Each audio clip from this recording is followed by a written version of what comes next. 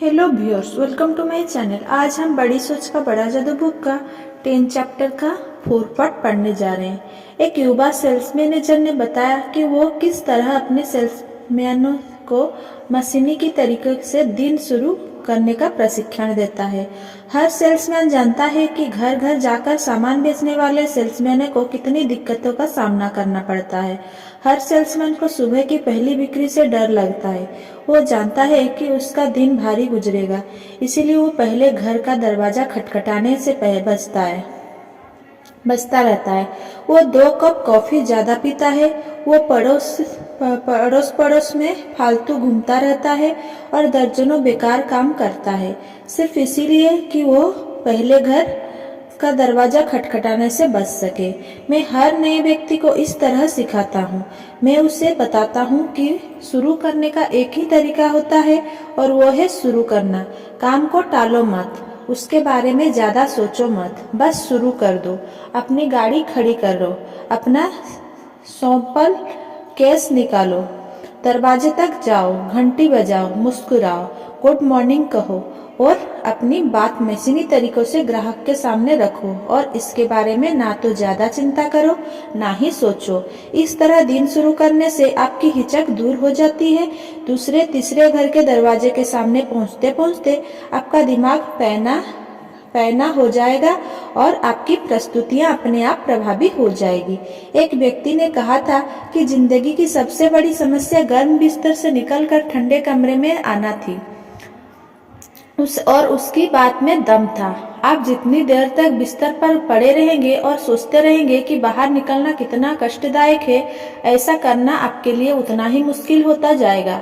इस तरह की सीधी सादी की बात में भी, जिसमें आपको अपनी चादर हटाकर अपने पैरों को फर्श पर रखना है, आपको डर लगता है। संदेश स्पष्ट है।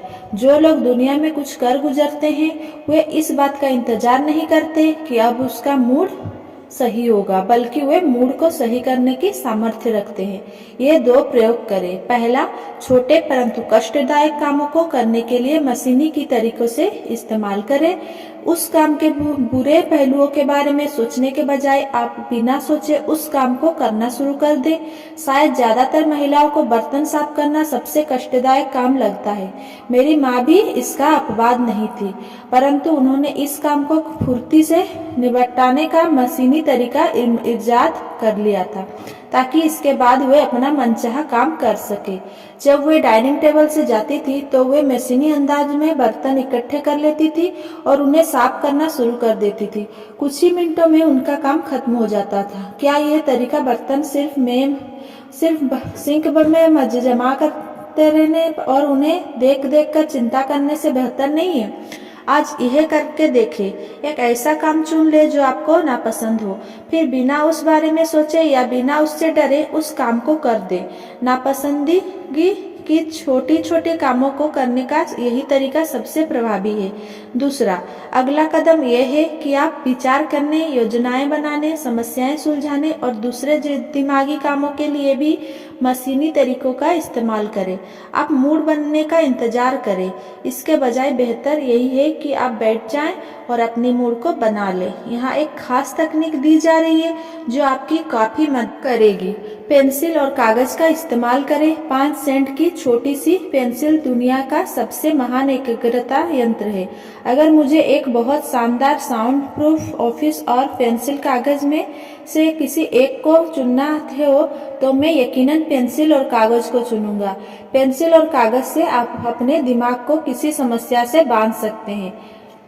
जब आप किसी विचार को कागज पर लिखते हैं तो आपका पूरा ध्यान अपने आप उस विचार पर केंद्रित होता है। ऐसा इसीलिए होता है क्योंकि आपका दिमाग एक साथ 2 काम नहीं कर सकता।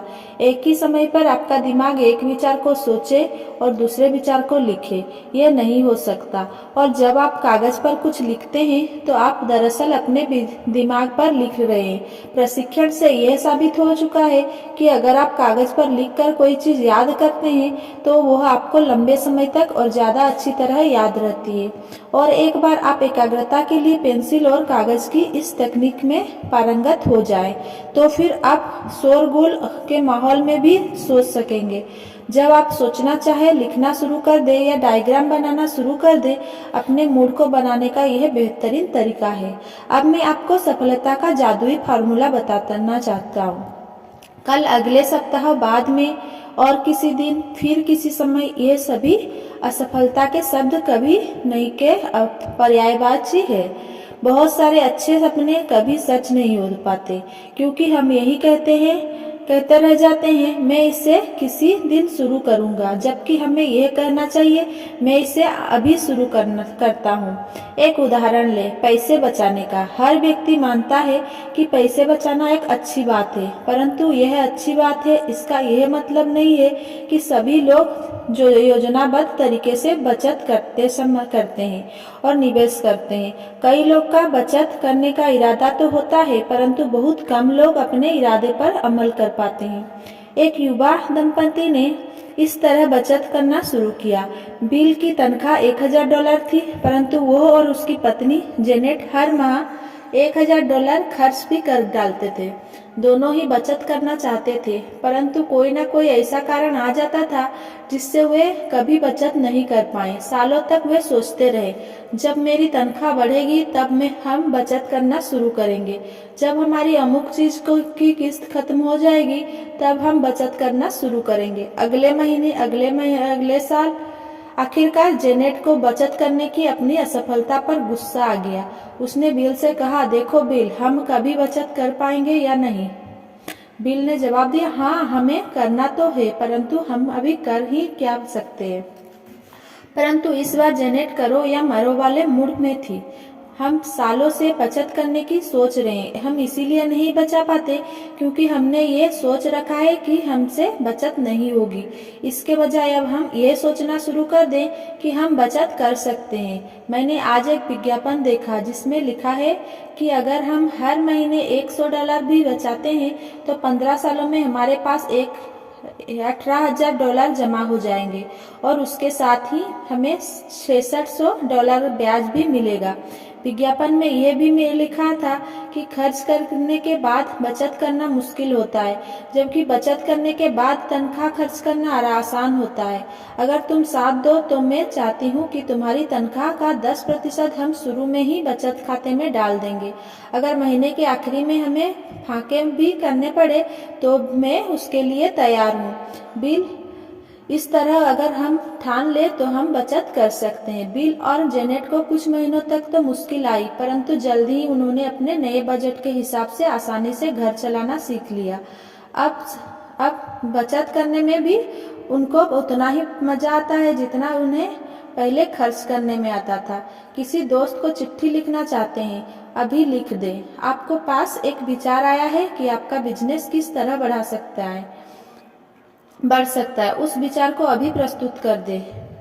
बेंजामिन फ्रैंकलिन की सलाह याद रखें, कल पर वो काम ना टालें जिसे आप आज कर सकते हैं। याद रखें, अभी काम करने का तरीका सफलता का तरीका है, जबकि फिर किसी दिन या फिर कभी काम करने की सोच असफलता का तरीका।